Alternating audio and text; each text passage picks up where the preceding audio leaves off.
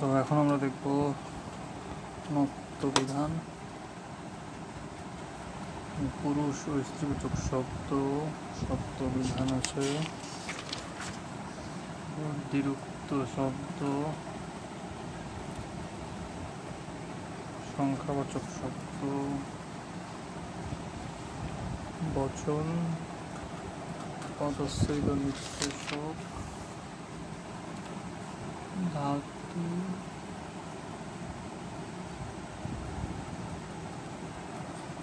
আর একে পুরুষ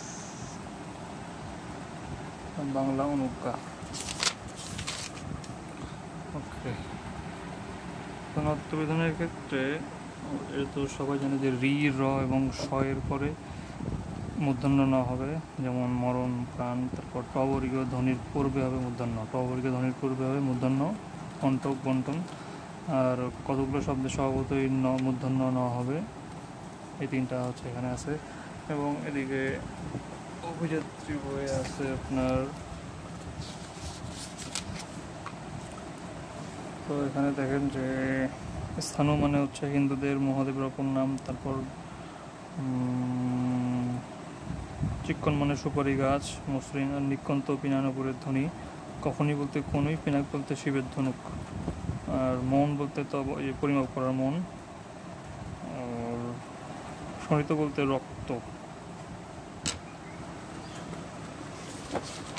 তো এখানে দেখেন যে রি, র, আপনার রিকার র এবং আপনার কী বলছে এখানে রি, র, স।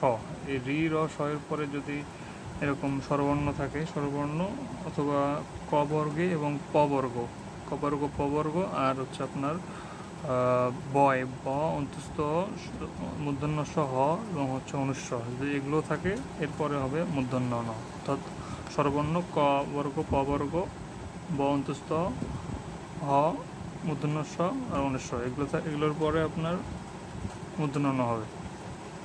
তারপর প্র, পরা, পরানির, প্রপরি, পরানির, প্রপরি, পরানির, এগুলোর পরে মূর্ধন্য ন হবে, এগুলোর পরে মূর্ধন্য ন হবে।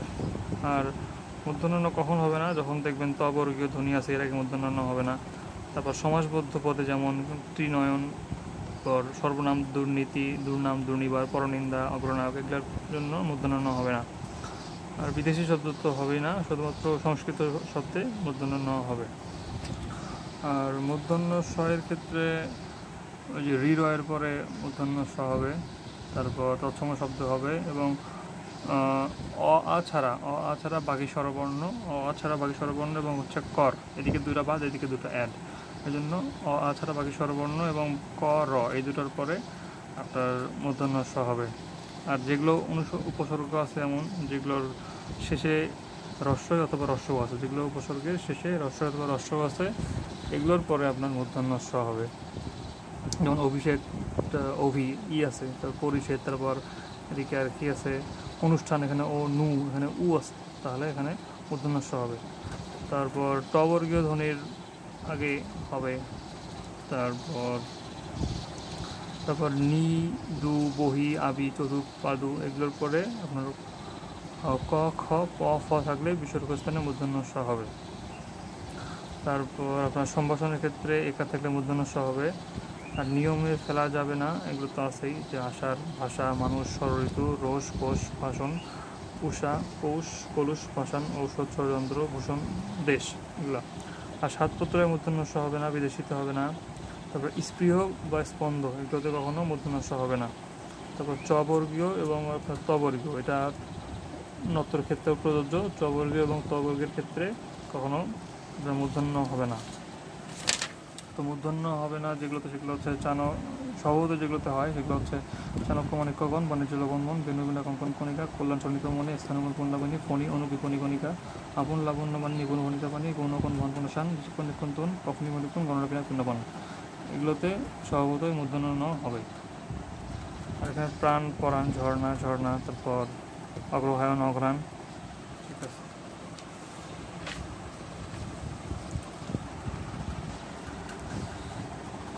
তারপর এখানে আর কি আছে, নিচের কোন শব্দের নত্য বৃদ্ধি অনুসারে ন এর ব্যবহার হয়েছে? এখানে প্রবণ, বাকিগুলোতে স্বভাবতই হয়েছে। নিত্য মূর্ধন্য শয়ের বছর শব্দ কোন শব্দ বিদ্যমান আষাঢ়ে। নতবৃদ্ধি সাধারণত কোন শব্দের প্রযোজ্য? তৎসমিত প্রযোজ্য। আর এখন দেখি পুরুষ আর স্ত্রীবাচক শব্দ। এখানে আপনার চিকিৎসক, মন্ত্রী, উপাচার্য। চিকিৎসক, মন্ত্রী, উপাচার্য, সেনাপতি, চিকিৎসক, মন্ত্রী, উপাচার্য। চিকিৎসক, মন্ত্রী, উপাচার্য এই তিনটের বাইরে আছে জন, পাখি, শিশু, সন্তান, চিকিৎসক, শিক্ষিত, গুরু। এগুলোতে আপনার পুরুষ আর স্ত্রী দুটাই বোঝায়। তাহলে কি কি? চিকিৎসক, মন্ত্রী, উপাচার্য, শিক্ষিত, গুরু। আচ্ছা, তাহলে গুরু শিক্ষিত, উপাচার্য, চিকিৎসক, মন্ত্রী।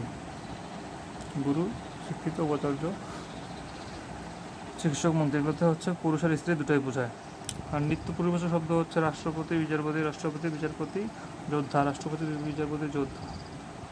কবিরাজ, ঢাক, কৃতদার, অকৃতদার, স্ত্রৈণ, সেনাপতি, এগুলো তো আছেই। এবার নিত্য স্ত্রীবাচক হচ্ছে অরক্ষণীয়া আর ডাইনি। অসূর্যপস্যা, সতীন, সৎমা, এও, দায়ী, বিধবা, অর্ধাঙ্গিনী, এগুলো তো আছে। কুলটা, বিধবা। অর্ধাঙ্গিনী কিন্তু নিত্য স্ত্রীবাচক। সপত্নীও নিত্য স্ত্রীবাচক। তারপর আপনার ক্ষুদ্রার্থে আপনার স্ত্রীবাচক হচ্ছে স্ত্রী প্রত্যয় নাটিকা, মালিকা, গীতিকা, পুস্তিকা। আর বৃহদত্তে আছে বনানী, অরণ্যানী, হিমানী। বিশেষ নিয়মে আছে সৎ, সতী, মহৎ, এগুলা। শ্বশুর, এটাও আছে। লিঙ্গান্তর হয় না এমন শব্দ কোনটি? কবিরাজ। দুটি পরিভাষা শব্দ আছে আপনার ননদে। তারপর এখানে দেখেন দ্বিরুক্ত শব্দ। তো দ্বিরুক্তের ক্ষেত্রে তিন প্রকার দ্বিরুক্ত আছে। এখন একটা শব্দের দ্বিরুক্তি, তারপর পদের দ্বিরুক্তি, ধনাত্মক যেটা। তো এখানে দেখেন যে আপনার একই শব্দ ব্যবহার করে, যেমন ফোটা, তারপর দ্বিতীয় শব্দটা পরিবর্তন করে মিটমাট, সমর্থকে ধন দৌলত আর বিপরীত অর্থে লেনদেন, এরকম আর কি। তো যখন সেটা পদে ব্যবহার করা হবে, বিভক্তি যুক্ত করা হবে, তখন সেটা হবে পদের দ্বিরুক্তি। আর যদি এমন থাকে যে ধনাত্মক দ্বিরুক্তি, যেমন ধরেন কোনো কিছুর মানে শব্দ অনুকরণ করে যে দ্বিরুক্তি হয়, সেখানে হতে পারে যেমন আপনার মানুষের যে ঘেউ, ট্যাঁ, তারপর ঘেউ, তারপর ঘজ, এগুলো হচ্ছে আপনার ধনাত্মক দ্বিরুক্তি। তারপর এটা দেখতে যাচ্ছে ধনাত্মক দ্বিরুক্তি বিভিন্ন পদে হতে পারে। এখানে বিশেষ্য হচ্ছে ঝমঝমানিতে বিশেষ্য, তারপর এখানে বাদল, ছল বেদনা, এখানে বিশেষণ। তারপর ক্রিয়াতে আছে কলকলিয়ে উঠলো, ক্রিয়া বিশেষণ আছে চিকচিক করে। আচ্ছা, তারপর যুগ্ম দ্বিরুক্ত পদের গঠন, এখানে কিছুটা পরিবর্তন করে গঠন করা হয়, যেমন চুপচাপ, মিটমাট, এরকম। আচ্ছা, এখন দেখি কোনটাতে বাগধারায় ব্যবহার করা আছে, যে কোনটাতে কীরকম অর্থ দেয়। যেমন দেখেন যে ছেলেটিকে চোখে রাখো, এখানে সতর্কতা প্রকাশ পাইছে। তোর ফুলগুলো তুই আনরে বাছা, এখানে ভাবের প্রগাঢ়তা প্রকাশ পাইছে। ফুলগুলো তুই আনরে বাছা, এখানে ভাবের প্রগাঢ়তা। তারপর থেকে শিশুটি কাঁদছে, এখানে কালের বিস্তার, এই যে একটা থেকে এখানে কালের বিস্তার। তারপর লোকটি হারে শয়তান, খাঁচার ফাঁকে, পরশে মুখে, নীরবে চোখে, পরশে মুখে, খাঁচার ফাঁকে, লোকটা হারে, এগুলো হচ্ছে আধিক্য। আচ্ছা, আধিক্য আর কি বোঝায়? যেমন রাশি ধান, তারপর ধামা ধান, ভালো আম নিয়ে এসো, ছোটো ডাল, ছোটো ভালো রাশি ধামা, এগুলো হচ্ছে আধিক্য। আর সামান্য বোঝায় হচ্ছে জ্বর ভাব, তারপর কবি ভাব, এরকম। তারপর উরু কালো, জ্বর, আর হচ্ছে কবি। আর তীব্রতা বা সঠিকতা বোঝাতে গরম জিলাপি, আর নরম হাত, গরম জিলাপি, নরম হাত। তারপর পৌনঃপুনিকতা বোঝায় ডেকে হয়রানো হয়েছিল, আর বারবার সে কামান গর্জে উঠলো। ডেকে হয়রানো হয়েছিল, বারবার সে কামান গর্জে উঠলো। ভাবের প্রগাঢ়তা, তার দুঃখ থেকে সবাই হা করতে লাগলো। চিচি তুমি কি করছো, আর হচ্ছে তার দুঃখ দেখে সবাই হা করতে লাগলো। বিশেষণ এখানে আছে, বিশেষণ দ্বারা আমার মনে হয় এখানে বাংলাতে ক্রিয়া বিশেষণ বোঝায়, এই জন্য দিচ্ছে কিছু যে বাতি জ্বলে মিটির, বাতি কীভাবে জ্বলে মিটির, তো আপনার অ্যাডভার্ব হওয়ার কথা। তো অ্যাডভার্বকেও হয়তো বিশেষণ হিসেবে ধরা হয়। ধ্বনি ব্যঞ্জনা, ঝির করে বাতাস বইছে, বৃষ্টি পরে টাপুর, এটা হচ্ছে আপনার কোনো অনুকরণে, এই জন্য এটাকে বলছে ধ্বনি ব্যঞ্জনা। ঝির করে বাতাস বইছে, বৃষ্টি পরে টাপুর। তো ডেকে হারানো হচ্ছে, এখানে ডেকে কোন অর্থ প্রকাশ করে? পৌনঃপুনিকতা। আমার জ্বর লাগছে, জ্বর, এখানে আপনার দ্বিরুক্ত শব্দ অবশ্যই।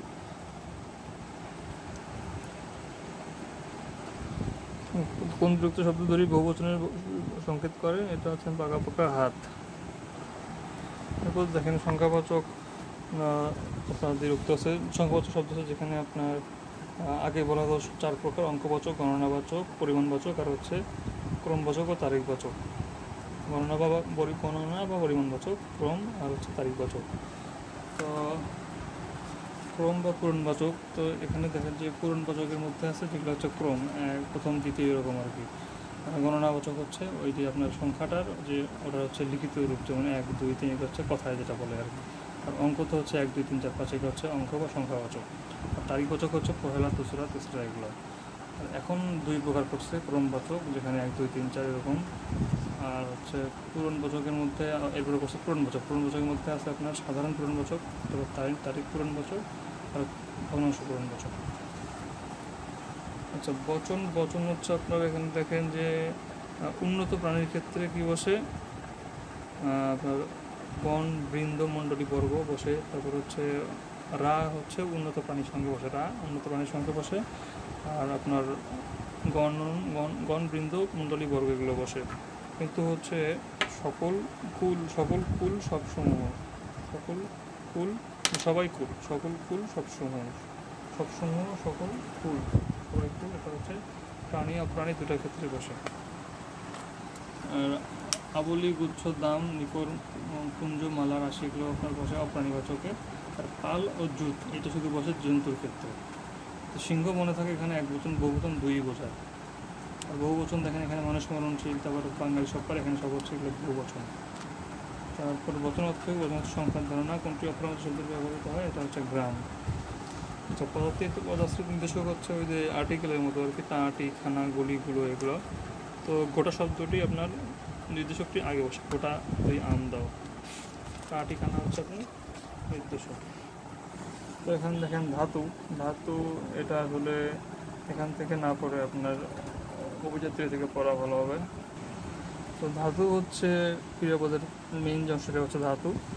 ধাতু প্রধানত আপনার 3 প্রকার, মৌলিক ধাতু আছে, সহিত ধাতু আছে, আর হচ্ছে যৌগিক ধাতু আছে, যৌগিক বা সংযোগমূলক ধাতু আছে। তো মৌলিক ধাতু আপনার এগুলোকে ভাঙা যাবে না, এটা হচ্ছে 3 প্রকার, বাংলা, সংস্কৃত আর বিদেশি। তো বাংলা যেগুলো এগুলো তো আমরা জানি যে হচ্ছে এগুলোকে তুই করে বলা যায়, সেগুলো হচ্ছে বাংলা, যেমন তুই আঁক, তুই ক, তুই ধর, তুই কর, তুই কাঁদ এগুলো। আর যেগুলো সাধিত যেগুলো মানে সংস্কৃত, সেগুলো হচ্ছে একটু দেখলেই বোঝা যায় অঙ্ক, কথ, ধ্রি, ক্রি, ক্রন্দ এগুলো হচ্ছে সংস্কৃত। আর বিদেশিগুলোর মধ্যে আছে এরকম যে আট, কাঠ, চেচ, চচ, শুল, টান, টুট, ডর, চা, বিগর, ভিজ, টেল এগুলো হচ্ছে বিদেশি ধাতু। এরপর আছে সাধিত ধাতুর মধ্যে আছে 3টা আছে। 3টা হচ্ছে কি, প্রথমটা হচ্ছে নাম ধাতু। সাধিত ধাতু বলতে এখানে আপনার মৌলিক ধাতু, এর সাথে আপনার যুক্ত করা হবে, এর সাথে কি যুক্ত করা হবে। যেমন দেখেন যে নাম ধাতু যদি বলি, এটা হচ্ছে বিশেষণ বা অনুকার অব্যয়ের পরে, বিশেষণ বা অনুকার অব্যয়ের পরে এখানে যুক্ত করা হবে। যেমন দেখেন বেদ আছে এখানে, এই বেদ হচ্ছে বিশেষ্য, তো এর সাথে যুক্ত করা হচ্ছে যে মা শিশুকে বেতাচ্ছে, তো বেতাচ্ছে হয়ে যাচ্ছে আমার এখানে নাম ধাতু। তারপর দেখেন সাপটি ফোসাচ্ছে, এই ফোস হচ্ছে আপনার, ফোসা হচ্ছে আপনার কি ক্রিয়াপদ, তো এর সাথে যুক্ত করে রাখা যাচ্ছে নাম ধাতু। আচ্ছা, তো দেখেন নাম ধাতুর ক্ষেত্রেও যুক্ত হবে, আর আমার যে আপনার যৌগিক সংযোগমূলক ধাতু আছে এর সাথে কিন্তু যুক্ত হবে। তো সরি নাম ধাতুতে যুক্ত হবে, কিন্তু যৌগিকে যুক্ত হবে না, কিন্তু দুটোতেই কিন্তু বিশেষণ বা অনুকার অব্যয় থাকবে, এরপরে আপনার বাকিটা হবে। যেমন দেখেন এখানে বলা হচ্ছে যে বেতাচ্ছে, এখানে যুক্ত হয়েছে, কিন্তু আমি যদি যৌগিকে দেখাই, যৌগিকে আপনার এখানে বলছে যে যেমন এই যে দর্শন করলাম, সরি এখানে যে ঝিমঝিমাচ্ছে, যে ধরেন মাথা ঝিমঝিম করছে, যদি এখানে হতো যে মাথা ঝিমঝিমাচ্ছে তখন যুক্ত হয়েছে, তখন হয়ে যেত এটা নাম ধাতু। কিন্তু বলছে মাথা ঝিমঝিম করছে, তো ঝিমঝিম কর, যে একটা বিশেষণ ধাতুর পরে কর, হ, তারপর দে এগুলো আছে, এটা হচ্ছে আপনার যৌগিক। তো সাধিত ধাতুর পর একটা হচ্ছে প্রযোজক, যেখানে একটা মানে 2টা ক্রিয়া থাকবে, একটা কর্তা থাকবে। যেমন মানে একটা কাজ অন্যকে দিয়ে করানো হবে, যেমন সাপুরে সাপ খেলায় মা শিশুকে চাঁদ দেখায়, যে দেখায় খেলায় যুক্ত হয়েছে, কিন্তু যুক্ত হয়ে আবার কী করছে, অন্য দ্বারা কাজ করা বোঝাচ্ছে, এই জন্য এটা হচ্ছে প্রযোজক ধাতু। আর কর্মবাচ্যের ধাতু, এখানে কাজটা কে করছে সেটা মেইনলি বিষয় না আর কি, মানে কর্মটাই এখানে মেইন, ভাববাচ্যের মতো কিছুটা, যে কাজ ভাববাচ্য না বললাম, কর্তৃক কর্মবাচ্যের মতো কিছুটা মেবি। আচ্ছা, যাই হোক, তো কাজটি ভালো দেখায় না, এখানে কে করছে সেটা মেইন না। তারপর এখানে দেখবেন যে যা কিছু হারায় গিন্নি বলে কেষ্টা চোর, এখানে হারায় আছে, তার মানে সাধিত, কিন্তু বলছে যে কে কাজটা করছে বোঝা যাচ্ছে না, এই জন্য এটা হচ্ছে কর্মবাচ্যের ধাতু। এরপর একটু আগে যেটা বললাম যৌগিক বা সংযোগমূলক ধাতু, এখানেও আপনার বিশেষ্য বিশেষণ বা অনুকারের সাথে আপনার কিছু একটা যুক্ত হবে, কিন্তু সেটা আ হবে না। আ যদি যুক্ত হয় তখন সেটা হয়ে যাবে আপনার নাম ধাতু। তো দেখেন এখানে যে এখন গোল্লায় যা, গোল্লায় যাও, তাহলে এই যে যাও লিখতে আমাকে যা লিখতে হবে আগে। তারপর দর্শন কর, দর্শন করলাম আছে কিন্তু দর্শন কর, তার মানে এই যে দর্শন কর, গোল্লায় যা, প্রীত হ, তারপর ঝিমঝিম কর, তারপর ঝমঝম বৃষ্টি পর, এগুলো হচ্ছে আপনার বিশেষ্য বিশেষণ বা অব্যয়ের পরে কর, তারপর আপনার হচ্ছে খা, কাঠ, হ, দে, যদি এগুলো থাকে সেটা হবে আপনার যৌগিক বা সংযোগমূলক ধাতু। আর আ, আস, ন, নট, বট, থাক, এগুলো হচ্ছে আপনার অসম্পূর্ণ ধাতু। আর মাঘ হচ্ছে হিন্দু থেকে আসছে, একটা যেন কি বললাম, আর একটা হচ্ছে হে ধাতুটা হচ্ছে অজ্ঞাতমূল ধাতু। আচ্ছা দেখেন এটা হচ্ছে আমাদের ক্রিয়ার কাল। তো ক্রিয়ার কালে বাংলাতে আপনার সাধারণ বর্তমান আছে, তারপর নিত্যবৃত্ত বর্তমান আছে। এই দুটাই কিন্তু আসলে আমাদের ইংলিশে প্রেজেন্ট ইনডিফিনিট টেন্স। আর ঘটমান আছে যেটা হচ্ছে আপনার প্রেজেন্ট কন্টিনিউয়াস টেন্স, আবার প্রেজেন্ট পারফেক্ট কন্টিনিউয়াস টেন্স, দুটোই হচ্ছে ঘটমানের মধ্যে পড়ে যাচ্ছে। আর পুরো ঘটিত হচ্ছে প্রেজেন্ট পারফেক্ট। তো এভাবেই হচ্ছে আপনার নিত্যবৃত্ত সাধারণ অতীত পড়ে যাবে আপনার পাস্ট ইনডিফিনিটে। আর পুরো ঘটিত অতীত এর মধ্যে হচ্ছে পাস্ট পারফেক্ট, ঘটমান অতীতের মধ্যে পড়বে past continuous, past perfect continuous. আর আপনার সাধারণ ভবিষ্যতের মধ্যে পড়বে ফিউচার ইনডিফিনিট, বর্তমানের মধ্যে পড়বে ফিউচার পারফেক্ট আর হচ্ছে পারফেক্ট কন্টিনিউয়াস, আর পুরো ঘটিতের মধ্যে পড়বে ফিউচার পারফেক্ট। তো এখানে দেখা যাচ্ছে যে আপনার হচ্ছে বর্তমানকালে যে সাধারণ যেটা বলছে যে সবার উপরে মানুষত্ব তাহার উপরে নাই, তারপর আমি যাই তনু বই পড়ে, তারপর তিনি গতকাল হাটে যান, এটা তো কেমন হলো বুঝলাম না। তা যাই হোক, এটা হচ্ছে বর্তমানকাল। তারপর হচ্ছে নিত্যবৃত্ত বর্তমান, এখানে হচ্ছে চিরন্তন সত্য অথবা অভ্যাস অথবা ঐতিহাসিক বিষয় প্রকাশ পাবে। যেমন হচ্ছে বা আপনার হচ্ছে কি বাবর এত সালে আপনার দিল্লি সিংহাসন দখল করে, তারপরে এত সালে পলাশির যুদ্ধ হয়, এরকম আর কি। তারপর কে জানে কবে সুদিন আসবে, তারপর কাশিরাম দাস শুনে পুণ্যবান, এগুলো হচ্ছে 4 3 7 হয়, এগুলো হচ্ছে আপনার নিত্যবৃত্ত বর্তমান, এগুলো হচ্ছে কি নিত্যবৃত্ত বর্তমান। আর ঘটমানে আপনার হচ্ছে ওই যে যেটা প্রেজেন্ট কন্টিনিউয়াস টেন্স সেটাই আর কি, এটা আর বললাম না। আর সাধারণ অতীত হচ্ছে কি যে আপনার এখানে কিন্তু একটা পার্থক্য আছে সাধারণ অতীত আর আপনারা হচ্ছে ওইদিকে পুরো ঘটিত অতীতের মধ্যে। তো প্রদীপ নিভে গেল, আর যদি বলা হয় প্রদীপ নিভে গিয়েছিল তখন হবে পুরো ঘটিত অতীত, আর শুধু গেল এটা হবে সাধারণ অতীত। তো গুলি করলেও হচ্ছে আপনার সাধারণ অতীত, কিন্তু গুলি করেছিল হবে পুরো ঘটিত অতীত। তো নিত্যবৃত্ত অতীতের মধ্যে আছে আপনার এই যেমন আজ যদি মারিয়া আসতো কেমন মজা হতো। তো হতো ওই যে আপনার উইশ করো, যেটা আর কি যে আপনার আমরা সেকেন্ড কন্ডিশনে সম্ভবত ছিল কন্ডিশনারের মধ্যে। তো এটা হচ্ছে সেটা আর কি। তারপর হচ্ছে if I were is I would by, এটা এরকম যে তুমি যদি যেতে তবে ভালোই হতো, তবে 27 যদি 127 এরকম। তারপরে ঘটমান অতীত, এটা তো আচ্ছা, তো ঘটমান অতীত হচ্ছে পাস্ট কন্টিনিউয়াস টেন্স, কাল সন্ধ্যায় বৃষ্টি পড়ছিল। পুরো ঘটিত হচ্ছে কাজটি কি তুমি করেছিলে এরকম, সে সেবার তাকে সুস্থ দেখেছিলাম, অর্থাৎ ডাক্তার রাস্তার পূর্বে রোগীটি মারা গেল, এরকম হচ্ছে, এগুলো হচ্ছে পুরো ঘটিত অতীত। আর পুরো ঘটিত অতীতের কিছু এটা তো জানি আমরা। এখানে নিত্যবৃত্ত বর্তমান আর অতীতের একটা পার্থক্য দিছে। তো সে অভ্যাস আগে ছিল এবং এখনও আছে, এটা হচ্ছে আপনার নিত্যবৃত্ত বর্তমান। আর এটাকে যদি বলা হয় যে হচ্ছে সে অভ্যাস আগে ছিল কিন্তু এখন আর নেই, এটা হয়ে যাবে আপনার নিত্যবৃত্ত অতীত। সে নিয়মিত প্রাতঃভ্রমণ করে, এটা হবে নিত্যবৃত্ত বর্তমান। সে নিয়মিত প্রাতঃভ্রমণ করতো, এটা হয়ে যাবে আপনার নিত্যবৃত্ত অতীত। তারপর বাঙালিরা ভাত খায়, বাঙালিরা ভাত খেত, এটা হয়ে যাবে আপনার নিত্যবৃত্ত অতীত। আচ্ছা, তো এখানে দেখেন যে নিত্যবৃত্ত বর্তমানে দেখেন যে তুমি যদি হও বনফুল কি ভালোই না লাগবে, এটা হচ্ছে বর্তমান। তারপর আজ যদি সুমন আসে তবে অনেক মজা হবে, এটা হচ্ছে নিত্যবৃত্ত বর্তমান। কিন্তু বলা হয় যে আজ যদি সুমন আসতো তবে অনেক মজা হতো, এটা হচ্ছে আপনার নিত্যবৃত্ত অতীত। আচ্ছা, তো ভবিষ্যৎকালে 3 প্রকার, এখানে আপনার সাধারণ ভবিষ্যৎ, ঘটমান আর হচ্ছে পুরো ঘটিত, এখানে আর নিত্যবৃত্ত নাই আর এখানে। আর এখান থেকে একটা কোশ্চেন আসে যে হচ্ছে কোনটা সরলকাল কোনটা যৌগিক কাল। তো সরলকাল হচ্ছে যেটা গঠন করতে অন্য কোনো কালের দরকার হয় না। যেমন আপনি যদি বলেন আমি খাই, আমি করব, আমি আমি গেলাম, এগুলো হচ্ছে আপনার সাধারণ মানে সরল, এগুলো আর কি। তো সরলের মধ্যে পড়বে যে সাধারণ বর্তমান, সাধারণ অতীত, সাধারণ ভবিষ্যৎ, বর্তমান অনুজ্ঞা। তো বর্তমান অনুজ্ঞা কিন্তু এর মধ্যে পড়বে, সাধারণ সরলের মধ্যে পড়বে। আর ভবিষ্যৎ অনুজ্ঞাও এটার মধ্যে। অনুজ্ঞা বলতে বোঝায় যে পারমিশন, অ্যাডভাইস করা বা কামনা করা, তুমি জয়ী হও, বাংলাদেশ দীর্ঘজীবী হোক, এগুলো হচ্ছে অনুজ্ঞা। আর নিত্যবৃত্ত অতীত সরলের মধ্যে পড়বে। কেন? কারণ ওই যে সে করতো, এটা কিন্তু কোনো যৌগিক ক্রিয়া না, এটা জাস্ট একটা সিম্পল একটা ক্রিয়া থেকে হয়েছে।